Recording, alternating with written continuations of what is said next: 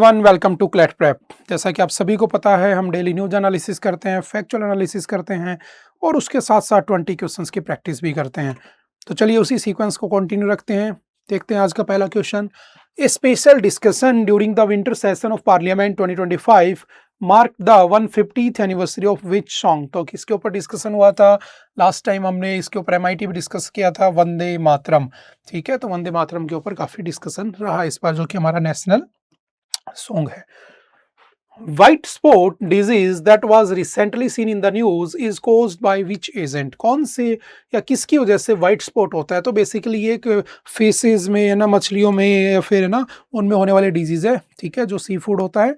तो बेसिकली किसकी वजह से होता है? वायरस की वजह से। ठीक है, और अभी ये ज़्यादा हो रहा था तो मिनिस्ट्री ऑफ फिशरीज को ये बातें बताई गई हैं कि इसके लिए कुछ एक्शंस लिए जाए। तो ये न्यूज़ में आ गया। नेक्स्ट है, Khioni wild life sanctuary is located in which state. पूछ रहा है खियोनी वाइल्ड लाइफ सेंचुरी कौन से स्टेट में है? तो याद रखना मध्य प्रदेश में बेसिकली। और यहाँ क्यों न्यूज़ में आ गया? क्योंकि देखो 600 प्लस वाइल्ड लाइफ सेंचुरीज है हमारे पास, अब नहीं रटनी होती है, न्यूज़ आती है तो पढ़ लेते हैं। यहाँ पर 2 वाइल्ड डॉग देखे गए थे। ठीक है, इस वजह से ये न्यूज़ में आ गया और कुछ नहीं था। चलते हैं नेक्स्ट।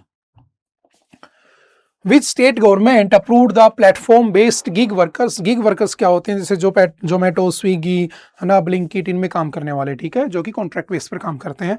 इन गिग वर्कर्स के लिए registration and welfare act in December 2025 किस स्टेट ने पास किया? तो याद रखना झारखंड ने। ठीक है, पहला स्टेट कौन सा था? राजस्थान, जिसने इनके हक की बात की थी। और अब कौन सा बन गया आपका? झारखंड ने भी वो एक्ट पास कर दिया है। ठीक है, जो कॉन्ट्रेक्चुअल लोग हैं, वर्कर्स हैं। Which state won the Syed Mushtaq Ali trophy. तो सैयद मुश्ताक अली ट्रॉफी किसने जीती है? तो याद रखना झारखंड ने जीती है। किसको हराया है? तो इन्होंने हराया है किसको? हरियाणा को। ठीक है, ऑलमोस्ट 60 प्लस रनों से इन्होंने हरियाणा को हराया है। और किसने जीत ली है ट्रॉफी इस बार? झारखंड ने जीत ली है। स्पोर्ट्स वाले सेक्शन में वन लाइनर के पॉइंट ऑफ व्यू से इसे याद रखना। द पुअर प्रिजनर स्कीम्स हमने डिस्कस किया था, 20 करोड़ रुपए की स्कीम थी, 2023 में आई थी। ठीक है, तो पुअर प्रिजनर स्कीम जो है बेसिकली किसके लिए काम कर रही थी? It offer legal aid and financial assistance to the indigent prisoners, जो कि गरीब प्रिजनर्स होते हैं। ठीक है, पुअर प्रिजनर्स, उनके लिए हेल्प करने के लिए 2023 में आई थी। ठीक है, और इसमें 20 करोड़ रुपए का फंडिंग वगैरह रखी गई थी, जिसमें नलसा, डलसा, सलसा के थ्रू लोगों की हेल्प करवाई जाए। ठीक है, जो गरीब लोग हैं उनको जेल से बाहर निकाला जाए, उनका फाइन, उनकी बेल सरकार भरेगी। The Poor Prisoner Scheme is implemented mainly under the supervision of NALSA, National Legal Service Authority Act. ठीक है, नलसा के, और स्टेट लेवल पे सलसा, और डिस्ट्रिक्ट लेवल के ऊपर कौन सा होता है?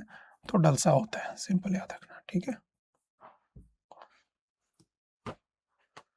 The poor prisoner scheme was strengthened following directions of. कौन से केस के बाद आई थी? तो याद रखना हुसैन नारा खातून versus state of Bihar case के बाद। ठीक है, उनको लीगल एड देने की बातें स्टार्ट हो जाती हैं। फिर बाद में एक केस और होता है। ठीक है, और उसके बाद इनको लीगल एड देने के लिए 2023 में स्कीम पास कर दी जाती है। Which of the following rights is guaranteed under the article 20 का 3। तो आर्टिकल 20 में 3 बातें लिखी हैं। पहला लिखा है नो एक्स फैक्टो लो। ठीक है, जिस समय क्राइम होगा उस समय की क्राइम की सजा मिलेगी, ना कि बाद की जिस समय पकड़ा जाएगा। दूसरा लिखा है 20 के 2 में नो डबल जियोपार्डी। ठीक है, 1 क्राइम 1 पनिशमेंट होनी चाहिए, 1 क्राइम की 2 सजा नहीं हो सकती, जैसे राजीव गांधी असैसिनेशन केस हमने पढ़ा है ऑलरेडी क्लासेस में। तीसरा है self incrimination, no self incrimination, आप किसी को खुद के खिलाफ ही गवाही देने के लिए फोर्स नहीं कर सकते हो। तो 20 के 3 में इनमें से कौन सी बात लिखी है? तो राइट अगेंस्ट सेल्फ इंक्रिमिनेशन, आप खुद को गवाही के लिए फोर्स नहीं कर सकते हो कि आप खुद के अगेंस्ट ही क्या कर रहे हो? कन्फेशन कर रहे हो जबरदस्ती। ठीक है, forcefully. The great Indian bustard is primarily found in which region of India. ये भी हमने डिस्कस किया था। ग्रेट इंडियन बस्टर्ड, जिसका साइंटिफिक नाम है अर्डियोटिस निग्रिसेप्स, ये पाया जाता है थार डेजर्ट में and semi arid regions of the western India. और जो ग्रेट इंडियन बस्टर्ड है वो स्टेट बर्ड है किसका? तो ये स्टेट बर्ड है आपके राजस्थान का। ये भी आपको पता होना चाहिए, क्योंकि क्रिटिकली एंडेंजर्ड लिस्ट में आ चुका है और उसे बचाना बहुत जरूरी है। What is the current IUCN Red List status of the Great Indian Bustard? That is critically endangered. Option number C is the right answer. The Supreme Court has linked protection of the Great Indian Bustard with which fundamental right under the Indian Constitution? तो याद रखना article 21 right to life. ठीक है, जीने का अधिकार में उसको रखा गया है, राइट टू लाइफ में। Which of the following best explains the relationship between Article 21 and wildlife conservation in India? तो याद रखना, right to healthy environment has been interpreted as the part of article 21। ठीक है, सभी को हेल्दी एनवायरनमेंट में जीने का अधिकार है, article 21।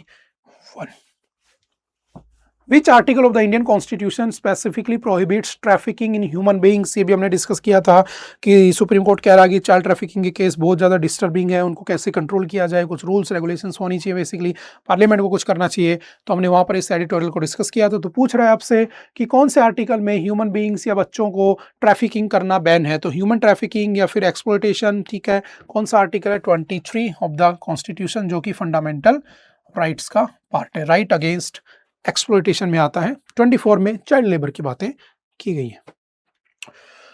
Article 24 of the Indian constitution is directly related to the child protection because it क्या करता है? ये prohibits employment of children below 14 years in the hazardous occupations, यानी कि चाइल्ड लेबर पर ये बैन लगाता है आर्टिकल 24।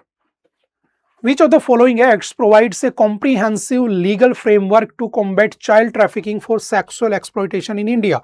तो कौन सा है? तो याद रखना, इमोरटल ट्रैफिक प्रिवेंशन एक्ट 1956। ठीक है, ये आपको बचाता है किससे? चाइल्ड ट्रैफिकिंग से। तो सिंपल से याद रखना, option number C is the right answer. बाकी हमने डिस्कशन कर लिए थे इसके एडिटोरियल में। इन स्पेस ये भी था कि भाई जो इन स्पेस है वो क्या कर रही है, कुछ सेलेक्टेड इंस्टीट्यूशंस में, कॉलेजेस में क्या करेगी? लेबोरेटरीज बनाएगी स्पेस से रिलेटेड, और उनमें बच्चों को मोटिवेट करेगी, है ना, अट्रैक्ट किया जाएगा to work in the space industry, और कुछ नहीं है। ठीक है, और IN SPACe was established under which department? तो किस में आता है? डिपार्टमेंट ऑफ स्पेस में आता है, याद रखना। And department of space was established in 1972 and who is the head of the department of the space? तो याद रखना, प्राइम मिनिस्टर उसके हेड होते हैं हमेशा। ठीक है, next, the primary role of IN SPACe, क्या काम है इन स्पेस का? तो सिंपल याद रखना, regulate, promote and authorise private sector participation.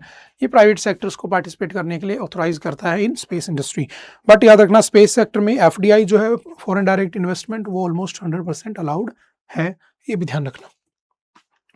The protection of children from sexual offence, that is POCSO act 2012 applies to victims belonging to which age group? याद रखना, below 18 years, 18 साल से कम उम्र के बच्चों के लिए लागू होता है। और ये जो एक एक्ट है, ये एक जेंडर न्यूट्रल एक्ट है, ये बॉयज़ और गर्ल्स दोनों के लिए लागू होता है। ये भी याद रखना, दोनों को सेक्सुअल हरेसमेंट से बचाने के लिए काम करता है। Which of the following organisations functions under the department of space? तो देखो, DRDO नहीं करता है, CSIR नहीं करता है, इंसा नहीं करता है, इसरो जरूर करता है। तो इसरो सीधा डिपार्टमेंट ऑफ स्पेस के अंडर ही काम करता है। ठीक है, जो 1972 में बना होता है, सिंपल सा याद रखना। चलते नेक्स्ट। ओके, आई थिंक आज के लिए इतना ही था। आई होप कि आपको बातें समझ में आई होंगी।